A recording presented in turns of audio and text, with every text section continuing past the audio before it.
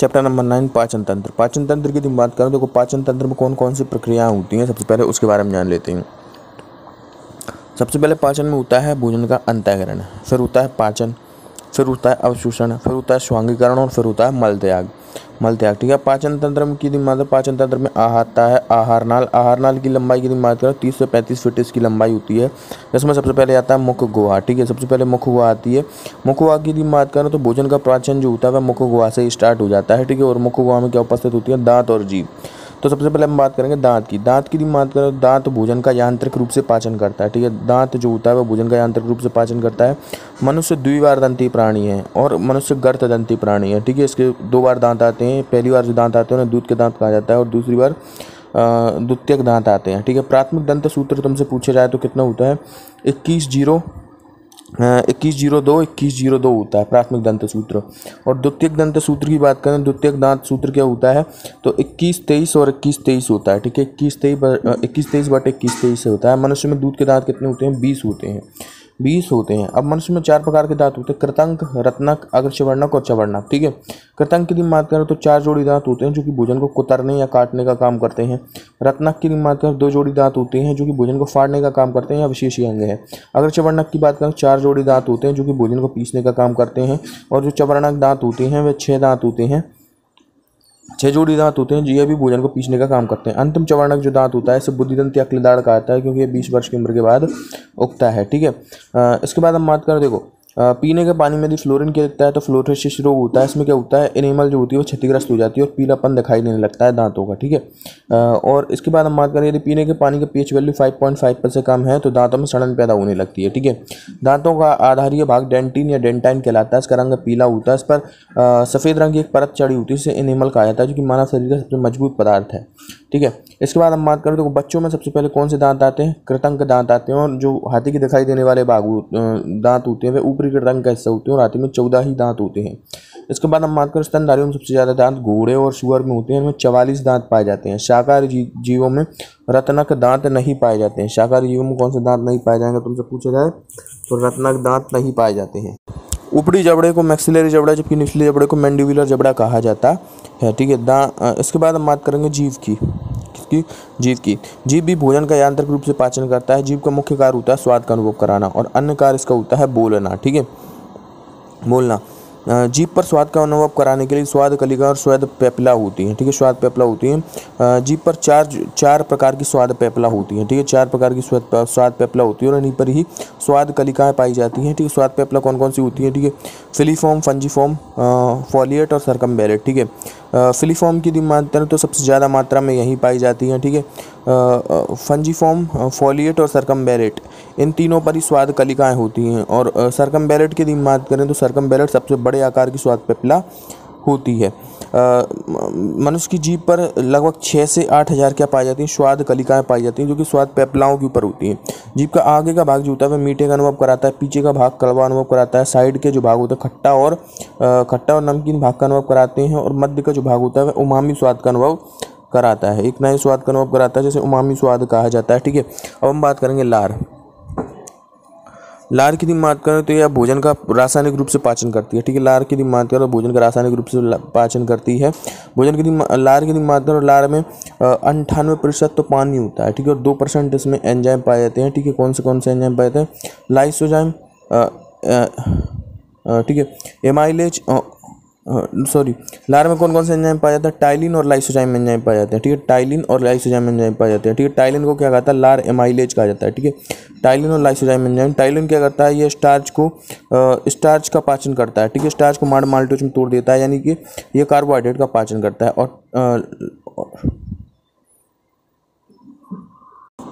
और lysozyme enzyme क्या करता है, लाइसोजाइम एंजाइम ये भोजन के साथ आए हुए जीवाणु कीटाणु को नष्ट करने का काम करता है। लाइसोजाइम एंजाइम लार के अलावा पसीने और आंसुओं में भी पाया जाता है। ठीक है, पसीने और आंसुओं में भी पाया जाता है। ठीक है, लार की पीएच वैल्यू की बात करो, लार का पीएच मान 7.4 होता है। ठीक है, 6.8 होता है, 6.8 होता है। चबा हुआ भोजन क्या कहलाता है? चबा हुआ भोजन बोलस कहलाता है। इसके बाद आता है फेरेंक्स, जिसे ग्रसनी कहता है। फेरेंक्स जिसे ग्रसनी कहता है, यह श्वसन तंत्र और पाचन तंत्र का चौराहा कहलाती है। इसके बाद आती है ग्रास नली, फूड पाइप या भोजन नली से कहा जाता है। यहाँ पर जो बोलस होता है वह क्रमकुंचन यानी कि पेरिस्टालसिस क्रिया द्वारा अमाशय में पहुँचता है। अमाशय की मात्रा, अमाशय जी आकार की एक थैली होती है जहाँ पर भोजन 4 से 5 घंटे रुकता है, ठीक है। इसकी दीवार पर जठर ग्रंथियाँ पाई जाती हैं जो कि जठर से स्रावित करती हैं। इसमें देखो 2 कोशिका होती हैं, एक तो होती है जीव या जाइमोजन कोशिका और दूसरी होती है ऑक्जेंटिक कोशिका। जीव या जाइमोजन कोशिका से पेप्सिन, रेनिन, ठीक है, पेप्सिन, रेनिन, लाइपेज, ठीक है, पेप्सिन हो गया, रेनिन हो गया, लाइपेज हो गया, ठीक है, जेलेटिनेज हो गया, ये एंजाइम निकलते हैं। और ऑक्सीजेंटिक कोशिका से HCl अम्ल यानी कि हाइड्रोक्लोरिक अम्ल निकलता है। तो सबसे पहले बात करें पेप्सिन। पेप्सिन की बात करें तो ये प्रोटीन का पाचन करता है, ठीक है, प्रोटीन का पाचन करता है, ठीक है, प्रोटीन को पेप्टोन या पेप्टाइड में तोड़ता है, ठीक है, पेप्टोन या पेप्टाइड में तोड़ता है, ठीक है। इसके बाद आता है रेनिन। ये बच्चों में ही पाया जाता है, ठीक है, बच्चों में ही पाया जाता है। ये दूध का पाचन करता है, दूध की अवलय कैसिनोजन प्रोटीन को या कैसिन प्रोटीन को पैराकैसिनेट में बदलता है, पैराकैसिनेट में बदलता है। यह दूध को दही में बदलता है, इसलिए इसे कर्डिंग एंजाइम भी कहा जाता है। और तीसरा एंजाइम जो आता है लाइपेज एंजाइम। लाइपेज एंजाइम ये वसा को वसी अम्लों में तोड़ने का काम करता है, ठीक है, ये वसा को वसी अम्लों में तोड़ने का काम करता है। और इसके बाद आता है जिलेटिनेज एंजाइम। जिलेटिनेज एंजाइम जिलेटिन जो लसलसा पदार्थ होता है, जिलेटिन होता है, उसका जल अपघटन कर देता है, उसका जल अपघटन कर देता है। इसके बाद हम बात करेंगे HCl अम्ल, हाइड्रोक्लोरिक अम्ल जो होता है अत्यधिक अम्लीय होता है। इसका pH वैल्यू कितनी होती है? 1.8 होती है। भोजन को अम्लीय माध्यम में लाता है ताकि एंजाइम क्रिया भोजन पर हो सके। भोजन से आता है जीवाणु कीटाणु को नष्ट कर देता है, ठीक है, नष्ट कर देता है। इसके अलावा अत्यधिक HCl के स्रावन से क्या होता है? अमाशय में घाव हो जाते हैं, अल्सर रोग कहा जाता है, अल्सर कहा जाता है।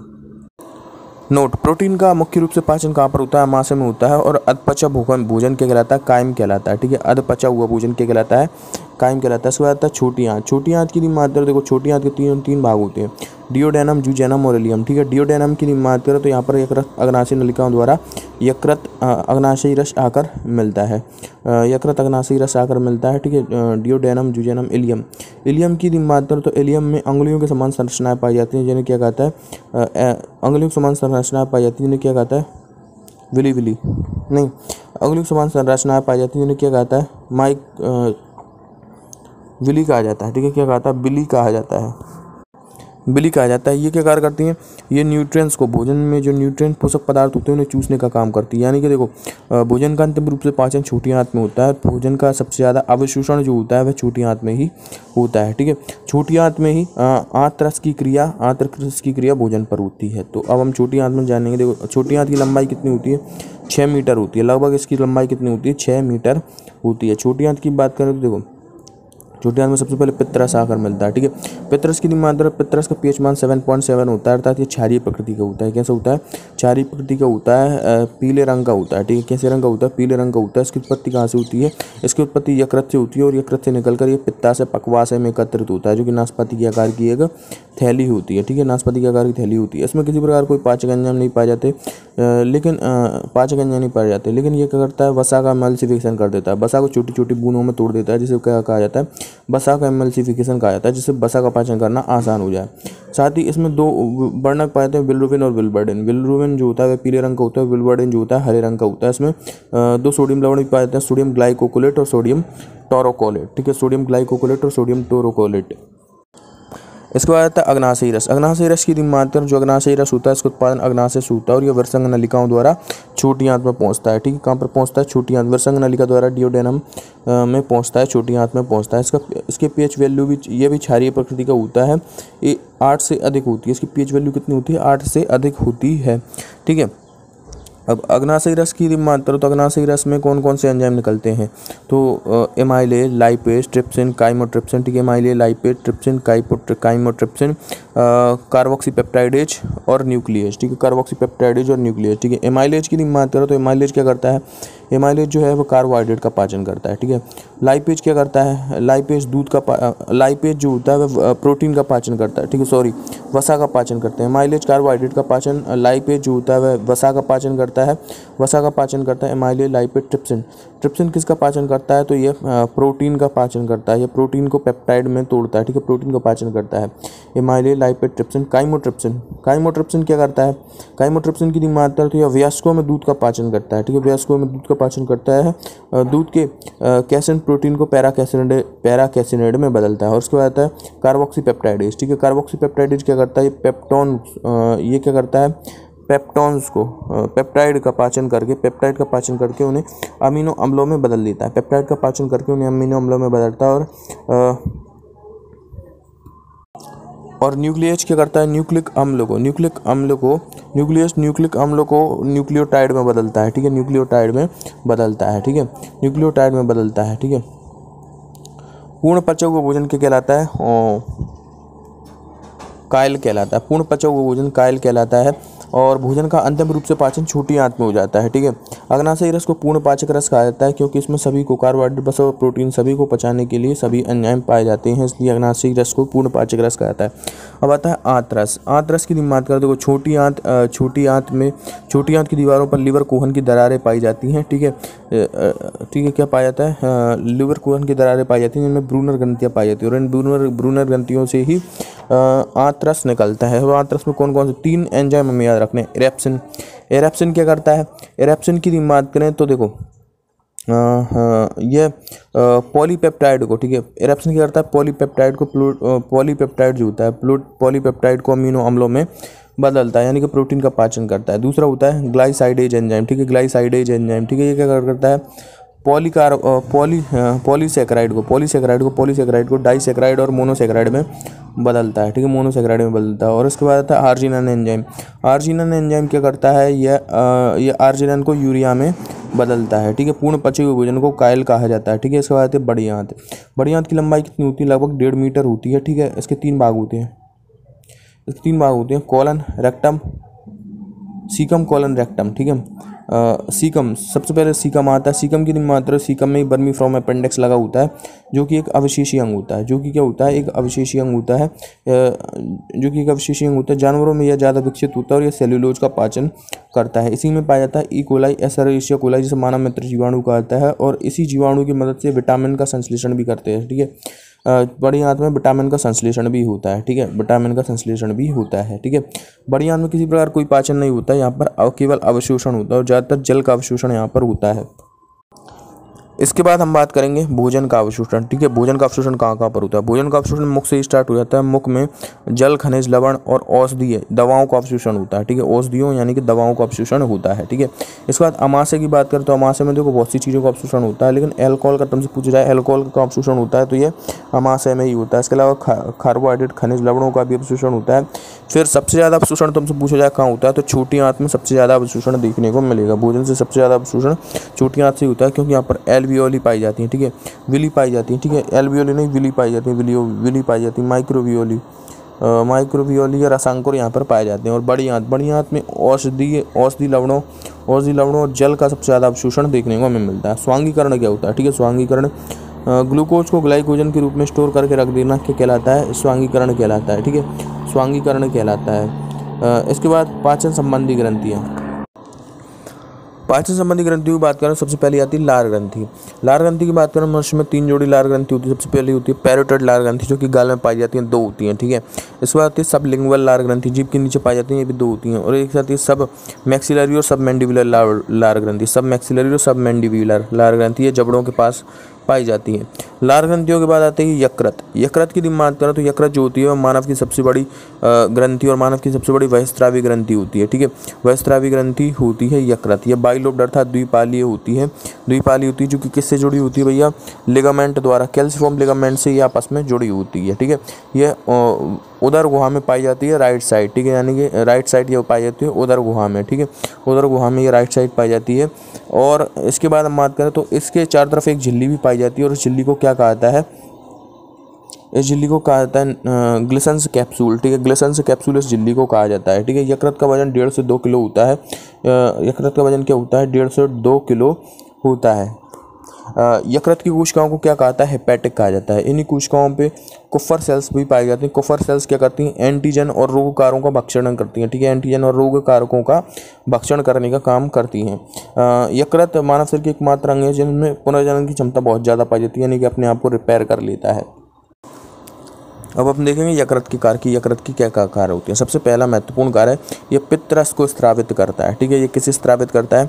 पित्तरस को स्रावित करता है। इसके बाद दूसरा कार्य यह ग्लूकोज को ग्लाइकोजन के रूप में स्टोर करके रख सकता है।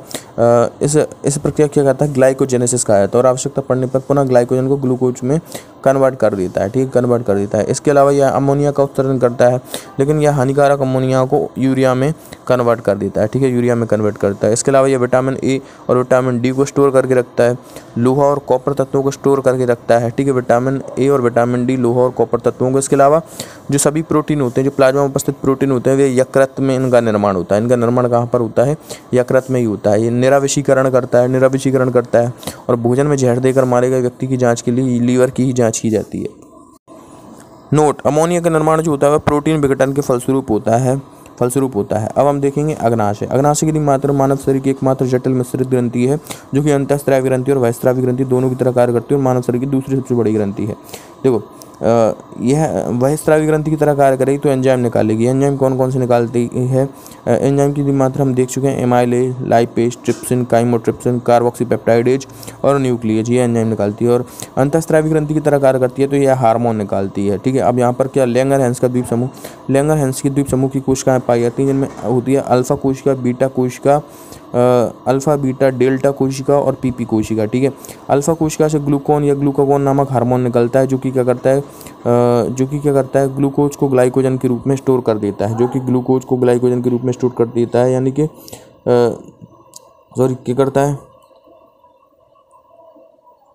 ग्लाइकोजन को पुनः ग्लूकोज में बदलता है। ये ग्लाइकोजन को पुनः ग्लूकोज में बदलता है, उल्टा काम बता दिया था मैंने। ये ग्लाइकोजन को पुनः ग्लूकोज में बदल देता है, यानी कि रक्त में शर्करा की मात्रा को बढ़ाता है। बीटा से निकलती है इंसुलिन नामक हार्मोन निकलता है। ये क्या करता है? यह ग्लूकोज को ग्लाइकोजन के रूप में स्टोर करता है, अर्थात यह रक्त में शर्करा की मात्रा को कम करता है। तीसरा, डेल्टा कोशिका से कौन सा हार्मोन निकलता है? तो ये सोमेटोस्टेट हार्मोन निकलता है। ये शारीरिक वृद्धि को नियंत्रित करता है, और स्वांगीकरण की क्रिया को बढ़ाता है, ठीक है। और पीपी कोशिका से पॉलीपेप्टाइड पैंक्रियाटिक पॉलीपेप्टाइड हार्मोन निकलता है। कौन सा हार्मोन निकलता है? पैंक्रियाटिक पॉलीपेप्टाइड हार्मोन, जो कि पाचन में सहायक होता है, ठीक है, अब हम देखेंगे इंसुलिन की मात्रा। इंसुलिन खोज किसने की थी? बेंटिंग एवं बेस्ट ने की थी, ठीक है। इंसुलिन खोज बेंटिंग एवं बेस्ट ने की थी, ठीक है। बेलिस एवं स्टार्लिंग ने। इंसुलिन की खोज किसने की थी? बेलिस एवं स्टार्लिंग ने की थी, ठीक है। ये इसकी कमी से कौन सा रोग होता है? इसकी कमी से होता है मधुमेह रोग, और इसकी अधिकता से हाइपोग्लाइसीमिया रोग होता है, ठीक है, हाइपोग्लाइसीमिया रोग होता है।